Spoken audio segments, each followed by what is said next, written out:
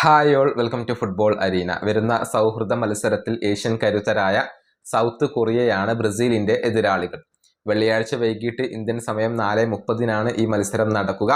ഈ മത്സരത്തിന് മുന്നോടിയായുള്ള ക്യാമ്പ് ഇപ്പോൾ പുരോഗമിച്ചുകൊണ്ടിരിക്കുകയാണ്. സൗത്ത് കൊറിയയിലാണ് ബ്രസീൽ ഇപ്പോൾ ട്രെയിനിങ് നടത്തിക്കൊണ്ടിരിക്കുന്നത്.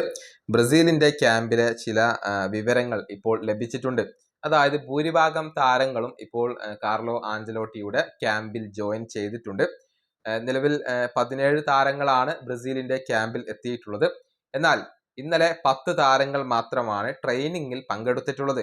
ഇനിയിപ്പോ ജാവോ ഗോമസ്, ആൻഡ്രെ, ബ്രൂണോ ഗൊയ്മറസ്, ജോലിൻഡൻ, ജോൺ, അതുപോലെ തന്നെ ഇഗോർ ജീസസ്, ബെറാൾഡോ, കയോ ഹെൻറിക്കെ എന്നിവരാണ് ടീമിനോടൊപ്പം ജോയിൻ ചെയ്യാനുള്ളത്. ഈ താരങ്ങൾ എല്ലാവരും ഇന്നത്തോടു കൂടി ക്യാമ്പിൽ എത്തും എന്നാണ് പ്രതീക്ഷിക്കപ്പെടുന്നത്.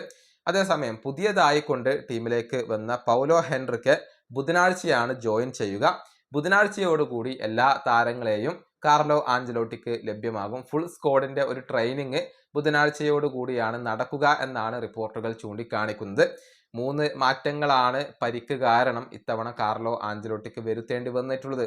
അതിനു മുന്നേ തന്നെ പരിക്ക് കാരണം പല സുപ്രധാന താരങ്ങളെയും അദ്ദേഹത്തിന് നഷ്ടമായിരുന്നു. ആലിസൺ ബക്കറോ എഡേഴ്സണോ ഇല്ല, നെയ്മർ ജൂനിയറോ റാഫിഞ്ഞയോ ഇല്ല.